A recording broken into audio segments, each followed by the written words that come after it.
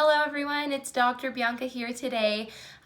Today my goal is to educate you on a pretty hot topic in vet medicine and pet care, and that's nutrition and diets. You know, you walk into a pet food store and there's hundreds of different diets, and the question is, what should you feed your pet?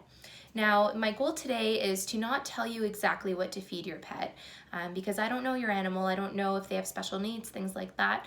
But my goal is to just shed some light on some guidelines that I like to tell owners on how they can make an educated and informed decision when choosing a pet food, and to take that fear aspect of walking into a pet store out of the equation. So the first thing I want to say before I get into my list of goals is there are many pet food diets, like I said, and you know, some will be better than others, but at the end of the day, a lot of them are going to accomplish the same thing. Okay, so it's not that there is one end all and be all best diet that you should feed your cat or dog. It's, you know, there's a lot of options out there, and it's going to be about finding what works best for you and your pet and their needs as per your veterinarian. So let's get started. I have outlined 5 goals of what to consider when choosing a diet for your pet. So the first goal is going to be making sure that it's palatable, which means that your cat or dog likes what they're eating. Obviously, the goal when we're feeding our cats and dogs is to provide them with nutrition. And if they don't like the diet, what good is that, right? So it's a, overlooked but key factor when considering what food to consider. If your dog likes tuna or your cat likes beef, take that into account. We want to make sure that they are getting the nutrition that's in the diet.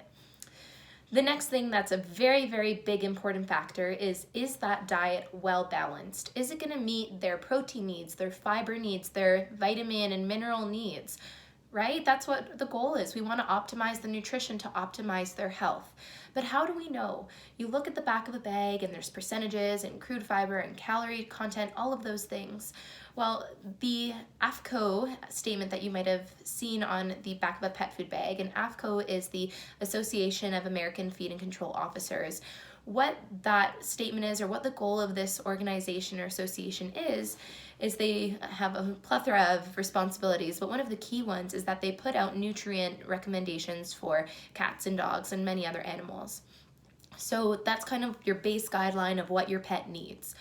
They do not test pet foods to see if they're meeting the needs. It's up to the pet food to determine if they're meeting AAFCO standards. And they can do that in 2 ways. One is that they test the food itself and they see that it meets the nutritional requirements that AAFCO puts out. Or the second is that they perform clinical trials, which means that they actually get cats or get dogs and they feed them the diet, and then they monitor their nutrition and their blood work and things like that, and they do an actual clinical trial to determine if that diet truly meets what AAFCO recommends. Okay, so when looking at the back of a food bag, you want to look for a statement that has to do with AAFCO and ideally involves feeding trials, because then you know that they're testing not only the diet itself, but also how is it going to be, digested and absorbed and things like that, things that you can't determine based off of just testing the food. Okay. Another thing, is to look at the label itself. Sometimes people, you look at the front of the bag and you see a wolf or, all these different claims. Look at the back of the label, and again, look for that AAFCO statement. I have included some links below with some resources regarding AAFCO, the actual website, as well as just some frequently asked questions that I think are really beneficial to understand as a pet owner. So you've got a diet, you think your pet will like it, it's well balanced. What's the next goal? The big goal here is each pet is different. So the goal is to find a diet that meets your pet's specific needs. Okay, I'm gonna say that 3 more times. It has to meet your pet's specific needs. And who knows those needs? You do, and your veterinarian. Okay, no one else, not on the internet, not me at this time without consulting with you, not someone in the pet store, will know the specific needs of your pet. If you have a diabetic animal or an animal that has kidney disease, things like that, certain diets can be incredibly detrimental to them. So if you're seeking advice from people who are not well informed of your situation, that can be absolutely catastrophic. You need to consider this when choosing a diet. Please please consult with your veterinarian when choosing a new diet, especially if your pet has specific needs, okay? Some pets just have to be on veterinary prescription diets, and that, that will be discussed with your vet. But like I said, as always, I always harp this in all of my videos, you need to consult with your vet whenever dealing with any kind of change in your pet's life, but diet especially is so important in your pet's well-being, okay? So goals, we've got palatability. Does your pet like the diet? Well-balanced. Is it meeting the AAFCO guidelines, and are they conducting clinical trials to confirm that? Is it meeting your pet's specific needs per your veterinarian and yourself? Number 4, budget. Pet foods range in cost. You need to make sure you're choosing something that you can pay for long term, because ideally we don't want to be consistently switching up pet food diets for our animals. It can cause gastrointestinal upset, nutrient deficiencies, things like that. So if you find a good one within your budget and your pet likes it and it meets AAFCO's standards and your vet approves it, awesome. So the 5th and final goal is the pet food safe? Now, when I say that, you'd think, oh, of course a pet food is safe. How could they sell something that's not safe? Unfortunately, it's not a well-regulated umbrella of things, pet food. It's really not, and things that are out there can be absolutely detrimental to your pet's health, and I'm going to harp on 2 of them, and these are evidence-based. I've included all of the information in the bio if you want to read up more, and it's bizarre to me that they're so controversial when there is evidence kind of swaying one way or the other, but as far as the safety goes, there's 2 big hot topics. The first one is raw diets. Raw diets were based off of something called BARF Diets, which is an awful acronym, but it stands for Biologically Appropriate Raw Food, okay? And I've linked the website to this. I don't recommend raw food. I do not recommend following this. The reason I'm including this information is because I like to present unbiased amount of information so you, the consumer, can consult with your vet. But also just because I want to show you that for raw diets to be done correctly to meet the nutrient profiles that cats and dogs need, it's not just, chicken and rice or boiled turkey and some peas. It's complicated. There is a lot of things that you need to add to make this nutrient profile appropriate for cats and dogs. And most of the time that's not done. So most raw diets that I see are not well balanced, and the animals come in with nutrient deficiencies. So first huge risk with feeding a raw diet is you're not truly giving your pet all the nutrients that they need.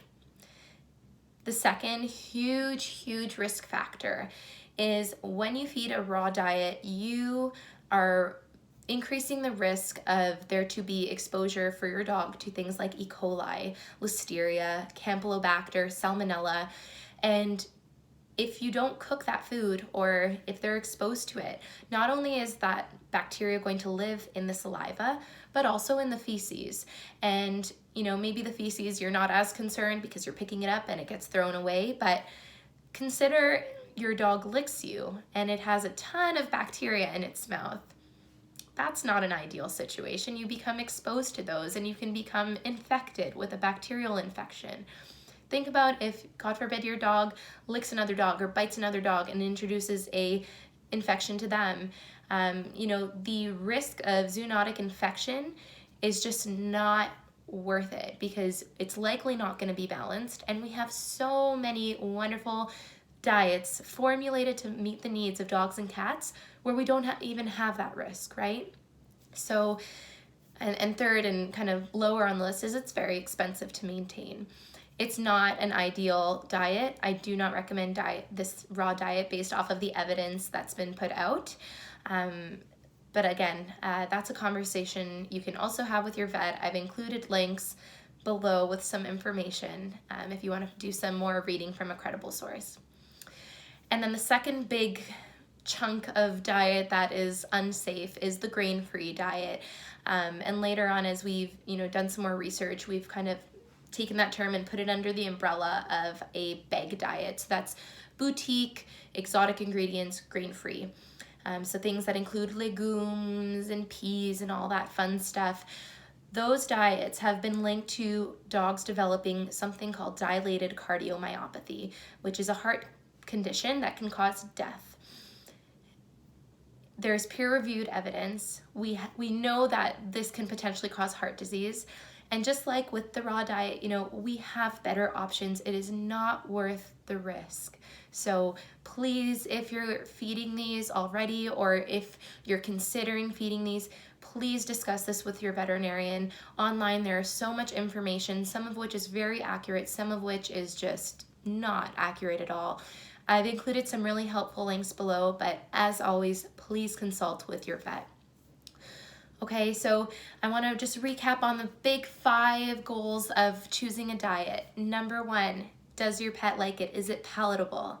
Number 2, is it well balanced? Does it meet the AAFCO nutritional guidelines? Number 3, does it meet the specific needs of your cat or dog? And again, the only person who would know that is you and your vet. So please, again, always consult with your vet when making a change in diet or any big changes in your pet's life for that matter. 4, is it within your budget? And 5, is it safe? So if you have any questions about a specific diet, ask your vet or call the company. Ask them, do they have a vet on staff formulating the diet? Are they doing diet trials? Things like that. And at the end of the day, when in doubt, always ask your vet. Thanks, guys.